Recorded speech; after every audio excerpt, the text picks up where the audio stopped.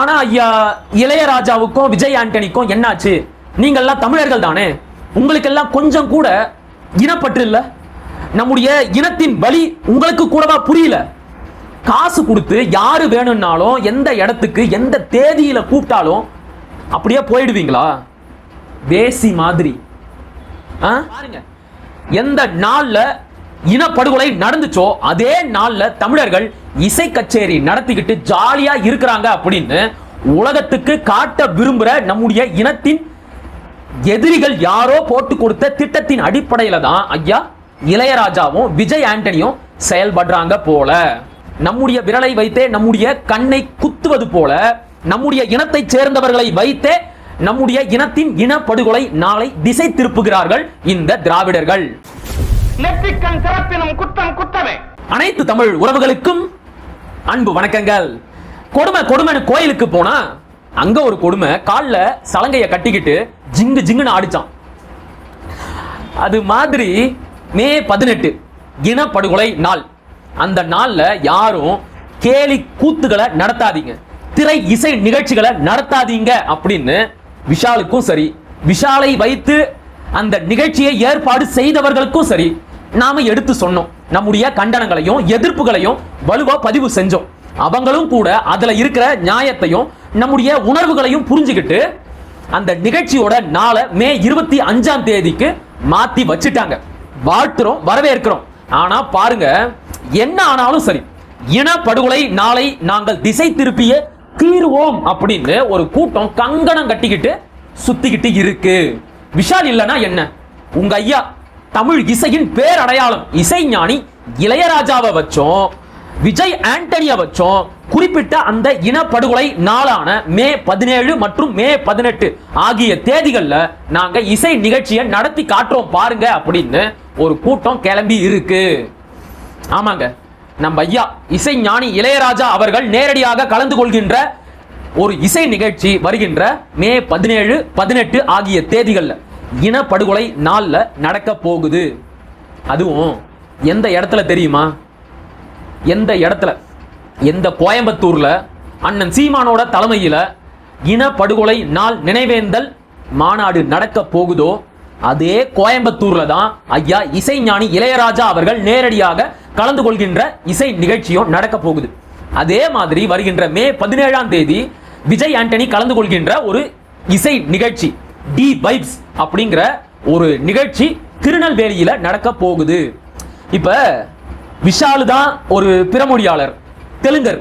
அவருக்கு நம்முடைய இனத்தின் வலியோ நம்முடைய மனக்குமுறலோ உணர்வுகளோ சுத்தமா புரியாது. ஆனா ஐயா இளையராஜாவுக்கும் விஜய் ஆண்டனிக்கும் என்னாச்சு? நீங்கள்லாம் தமிழர்கள் தானே, உங்களுக்கெல்லாம் கொஞ்சம் கூட இனப்பற்று இல்ல? நம்முடைய இனத்தின் வலி உங்களுக்கு கூடவா புரியல? காசு கொடுத்து யாரு வேணும்னாலும் எந்த இடத்துக்கு எந்த தேதியில கூப்பிட்டாலும் அப்படியே போயிடுவீங்களா? வேசி மாதிரி. இது எதுவுமே எதர்ச்சியா நடக்கிற மாதிரி எனக்கு தெரியல.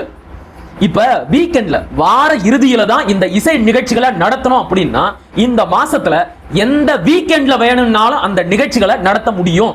இதோ இந்த 10, 11 ஆகிய தேதிகள்ல நடத்தி இருக்கலாம். இல்லனா 17, 18க்கு அடுத்து வருகின்ற வார இறுதியில கூட அந்த இசை நிகழ்ச்சியை நடத்தி இருக்கலாம். ஆனா கட்டாயமா இனப்படுகொலை நாட்களான மே 17லையும் மே 18லையும் தான் நாங்க அந்த இசை நிகழ்ச்சியை நடத்துவோம் அப்படின்னா கட்டாயமா யாரோ ஒரு இன எதிரிகள் போட்டு கொடுத்த திட்டத்தின் அடிப்படையில தான் இவங்க செயல்படுறாங்களோ அப்படிங்கிற சந்தேகம் நமக்கு வலுவா வருது. தமிழர்கள் யாரும் இனப்படுகொலையை பத்தி நினைக்கிறதே கிடையாது. அவங்க அதை மறந்து கடந்து வந்துட்டாங்க. இங்க பாருங்க, எந்த நாள்ல இனப்படுகொலை நடந்துச்சோ அதே நாள்ல தமிழர்கள் இசை கச்சேரி நடத்திக்கிட்டு ஜாலியா இருக்கிறாங்க அப்படின்னு உலகத்துக்கு காட்ட விரும்புற நம்முடைய இனத்தின் எதிரிகள் யாரோ போட்டு கொடுத்த திட்டத்தின் அடிப்படையில தான் ஐயா இளையராஜாவும் விஜய் ஆண்டனியும் செயல்படுறாங்க போல. இப்ப இதுக்கு பின்னாடி கட்டாயமா ஏதோ ஒரு திராவிட சதி இருக்கு. நீங்க வேணும்னா ஐயா இளையராஜா அவர்கள் கலந்து கொள்கின்ற அந்த இசை நிகழ்ச்சியை யார் ஏற்பாடு செஞ்சாங்கன்னு எடுத்து பாருங்க. ஜி ஸ்கொயர் ரியல் எஸ்டேட், இந்த ஜி ஸ்கொயர் யாருக்கு சொந்தமானது, எந்த அதிகார மட்டத்திற்கு தொடர்புடையது அப்படிங்கறத எல்லாம் நான் சொல்லிதான் உங்களுக்கு தெரியணும் அப்படின்னு எந்த ஒரு அவசியமும் இல்ல. அதே மாதிரி விஜய் ஆண்டனி கலந்து கொள்கின்ற இசை நிகழ்ச்சியை யார் ஏற்பாடு செஞ்சிருக்கிறா அப்படின்னா டி வைப்ஸ் அரேனா அப்படிங்கிற பப்பு பாரு நடத்தக்கூடிய ஒரு என்டர்டைன்மெண்ட் கம்பெனி தான் ஏற்பாடு செஞ்சிருக்கு. தேடி பார்த்தா அதுவும் கூட ஏதோ ஒரு திராவிட தெல்லவாரிக்கு சொந்தமான நிறுவனமா தான் இருக்கும். இப்ப இது எப்படி இருக்கு பாருங்க. நம்முடைய விரலை வைத்தே நம்முடைய கண்ணை குத்துவது போல நம்முடைய இனத்தை சேர்ந்தவர்களை வைத்தே நம்முடைய இனத்தின் இனப்படுகொலை நாளை திசை திருப்புகிறார்கள் இந்த திராவிடர்கள். ஐயா விஜய் ஆண்டனியை பார்த்து ஒண்ணு கேட்கணும் அப்படின்னு விருப்பப்படுறேன். ஊருக்கெல்லாம் மனிதநேய பாடம் எடுக்கிறீங்க, வட மாநிலத்தை சேர்ந்தவர்களுக்கெல்லாம் வக்காலத்து வாங்கி பேசுறீங்க, எல்லாம் சரி ஏத்துக்கிறோம். ஆனா உங்களுடைய சொந்த இனத்தை சேர்ந்த மக்கள் இனப்படுகொலை செய்யப்பட்ட நாள்ல இப்படி கூத்தடிக்கிறீங்களே, இதெல்லாம் நியாயமா? இதெல்லாம் மனிதாபிமானமா? சொல்லுங்க சார். எப்பேற்பட்ட பரம்பரையில இருந்து வந்தவர் நீங்க? பிரதாப முதலியார் சரித்திரம் அப்படின்னு தமிழோட முதல் நாவலை எழுதிய மாயூரம் வேதநாயகம் பிள்ளையின் பேரன். நீங்க இப்படிப்பட்ட செயலை செய்யலாமா? சொல்லுங்க. உங்களோட தாத்தாவுக்கும் உங்களோட தமிழ் பரம்பரைக்குமே மிகப்பெரிய இழிவை தேடி கொடுக்கிறீங்க. ஐயா இசைஞானி இளையராஜா, அவரை சொல்லவே தேவையில்லை, அவர் எல்லாத்தையும் கடந்தவர். அவரு மிகப்பெரிய ஞானி. ஞானிக்கெல்லாம் நாம அறிவுரை சொல்ல முடியுமா? அந்த அளவுக்கு நமக்கு அறிவில்லப்பா. நாம தான் அவரை தமிழ் இசையின் அடையாளம், தமிழர் அப்படின்னு எல்லாம் பார்க்கிறோம். ஆனா அவரு ஒருபோதும் தன்னை ஒரு தமிழனாக உணர்ந்த மாதிரி தெரியவே இல்லை. நான் பல இடங்கள்ல பதிவு பண்ணதை இங்கேயும் சொல்றேன். உறவுகள் யாரும் என்ன கோச்சுக்காதீங்க. இளையராஜா ரசிகர்கள் யாராவது இருந்தீங்கன்னா அடுத்த ஒரு 10 செகண்ட அப்படியே ஸ்கிப் பண்ணிடுங்க. நம்ம இசைஞானி இளையராஜா அவர்களுக்கு இசையில் இருக்கின்ற அறிவில் ஒரு விழுக்காடு கூட அரசியல்ல இல்லவே இல்லை என்பதுதான் உண்மை. அரசியல்ல அவருடைய அறிவு சுழியும்.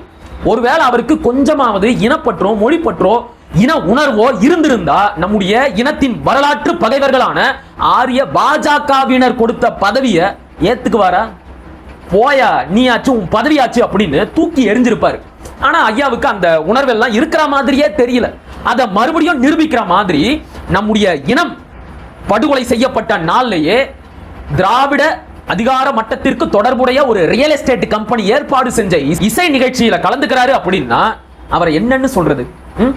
விஜய் ஆண்டனியும் சரி, ஐயா இசைஞானி இளையராஜாவும் சரி, இவங்க 2 பேரும் செய்யறது மாபெரும் இன துரோகம். என்ன கேட்டா இவங்க 2 பேருமே தமிழ் இசையின் பெரிய அடையாளம் தான். ஒருத்தர் கிளாசிக் அப்படின்னா இன்னொருத்தர் வெஸ்டர்ன். தமிழ்ல ராப் இசைய முதலாக நவீன வடிவத்துல அறிமுகம் செஞ்சு வச்சது விஜய் ஆண்டனி தான். அதனால ஏதோ ஒரு விதத்துல தமிழ் இசையின் மிகப்பெரிய அடையாளங்களாக இருப்பவர்கள் ஐயா இசைஞானி இளையராஜாவும் ஐயா விஜய் ஆண்டனியும். ஆனா அந்த பேரை கெடுத்துக்கிற மாதிரியான வேலைகளை தயவு செஞ்சு செஞ்சிடாதீங்க அப்படின்னு தான் நாம ரொம்ப ரொம்ப தாழ்மையோட கேட்டுக்கிறோம். இதே இடத்துல வேற ஏதாவது ஒரு பிறமொழியாளன் இருந்தான்னு வச்சுக்கோங்க, அந்த இடத்துல எங்களோட ரியாக்ஷனே வேற மாதிரி இருந்திருக்கும். சரியா? நீங்களா இருக்கவே தான் நாங்க இந்த அளவுக்கு பணிஞ்சு பேசிக்கிட்டு இருக்கிறோம். உங்களுக்கு புரியும்னு நினைக்கிறேன். ஒருவேளை நீங்க இதை பார்த்தீங்கன்னா உங்க கண்ணுல இது பட்டுச்சு அப்படின்னா தயவு செஞ்சு அந்த நாளை மாத்தி வச்சுக்கோங்க. சரியா? மற்றபடி உங்களோட மனசு கஷ்டப்படுற மாதிரி ஏதாவது பேசி இருந்தா நான் என்னுடைய வருத்தத்தை தெரிவிச்சுக்கிறேன். சரியா? மீண்டும் ஒரு காணொலியில் சந்திப்போம். அதுவரை இணைந்திருங்கள். இது உங்கள் நெற்றிக்கல். நான் உங்கள் மகிழன். படிப்போம், பகிர்வோம், பயன்பெறுவோம், கற்போம், கற்பிப்போம், களமாடுவோம். தமிழ் வெல்க, தமிழர் வாழ்க, தமிழ்நாடு வளர்க, தமிழ் தேசியம் மலர்க, மலர்க, மலர்க. நன்றி, வணக்கம்.